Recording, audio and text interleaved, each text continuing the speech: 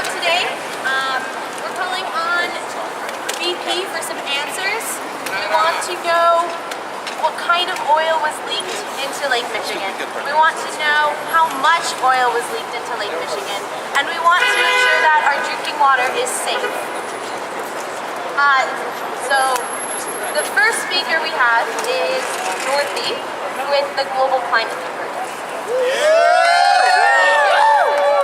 Thank you. I'm Dorothy Pagosa with the Global Climate Convergence. Global Climate Convergence is calling on all people to start connecting all the issues together. We have a horrible spill in Lake Michigan produced by BP. You know who's going to pay for that? All of us. All the issues are combined. Poor people are going to pay for it because they will be able to afford bottled water. The world is going to pay for it because as we run out of water, wars are going to be caused because of lack of water.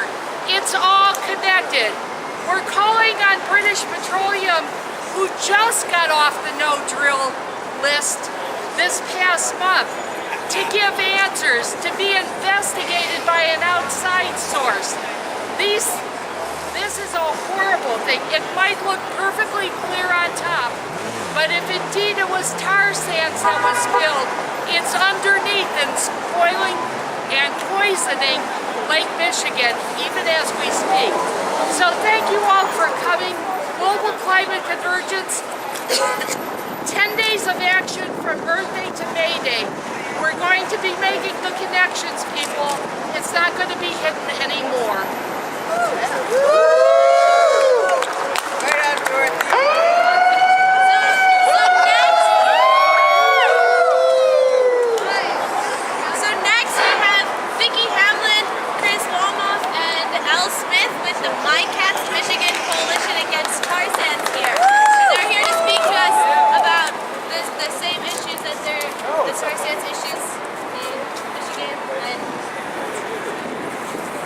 Step closer to the mic, please. Hi everyone, my name's Al Smith. I'm a member of My Cats, Michigan Coalition Against Tarsands, along with my wife Vicki and my friend Chris. We are big advocates against tar sands in all its forms. We took action in Michigan because of the Kalamazoo River spill. My wife was arrested during the lockdown, had her bond revoked, was placed in jail, found guilty on 2 charges including a felony. It's an issue that is very close to our heart, and here we love Chicago. We come all the time. We live down on the lake in Chesterton, Indiana. What happens here is even closer than the Kalamazoo, and the problem is tar sands. It's Alberta tar sands. BP has revamped their production of it, and that we all believe is what went into the lake. You know, this is a matter that was very close to our heart, not because we do this for a job or that we've been educated to do it, because we have grandchildren who swim in that lake. We have friends who live along the coast. We have people who suffer in the south side of Chicago. The legacy of BP's environmental damage goes on, and we just want, while the world is looking at BP, we want them to know that, and we want it to stop. We don't want just accountability. We want the production of tar sands stopped. We want the abuse of minorities and indigenous and uneducated people stopped, and we want the lake clean. We want our water clean for ourselves, for our children, our grandchildren, everybody to come after us and all the life that depends on it. This has to stop. Every day there's another spill. Every single day somewhere there's another spill, and it's getting worse because of the development of tar sands, which is a wickedly ineffective way to make oil or gasoline. You know, so please do what you can, and I'm gonna give Vicki and Chris. Thank you. Step over to the microphone. Step over to the microphone. Come closer. Hi everybody. I'm Vicki. I just was released from jail 3 weeks ago for protesting tar sands oil, dirty oil, in Michigan, and it's going to be out. And then, you know, I'm out and I hear about all these new spills. It's just awful, you know. So I don't have a lot to say. I'm going to keep fighting against BP, against tar sands, against all the dirty oil. Bullshit!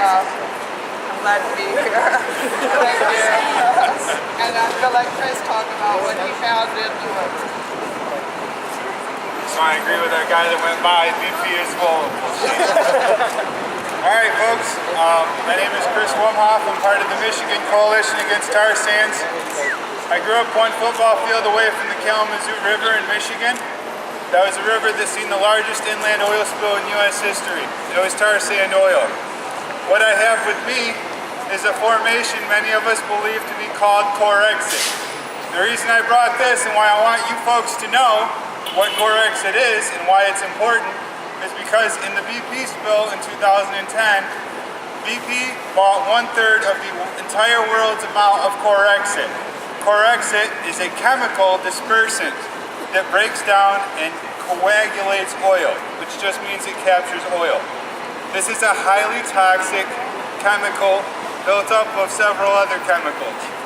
Why I'm bringing this is because this piece of core exit was not from the BP Gulf spill, it was from the Kalamazoo River, an area as part of the Great Lakes, where core exit is not allowed to be used because it's too dangerous to the aquatic life. Now, even though it's too dangerous, even though it's unpermitted, we can find rocks like this in the thousands in the Kalamazoo River. It's a different company, it's Enbridge. They're just about as bad. But BP used this on the spill in the Gulf, and we're afraid that it could be used in Lake Michigan. Media, this is on you. Please find out 2 questions. If these people found out they had this oil spill happening and did not call the EPA within 1 hour, they're in a large violation. Find out where that's at. The other thing is you guys with helicopters, if you see them dumping something in the water that looks like sand, if you see them spraying something in the water that looks like sand or is brown like this, there's a good chance it's an illegal dispersant that this company is known for using. Keep your eyes out. They're not going to let us see from the ground.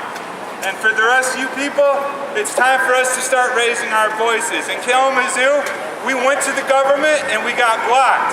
We went to the DNR, we got blocked. Kids started getting sick and we started raising hell and we got blocked, so we had to start doing it ourselves. That means putting yourself on the line. That means doing crazy stuff like climbing in a pipeline. That means crazy stuff like walking to construction equipment. And it means figuring a tomorrow for your kids. Because this company doesn't give a damn about our families. They don't care about the future, they care about money. You have to make this expensive for them. Find them, fight them. Thank you.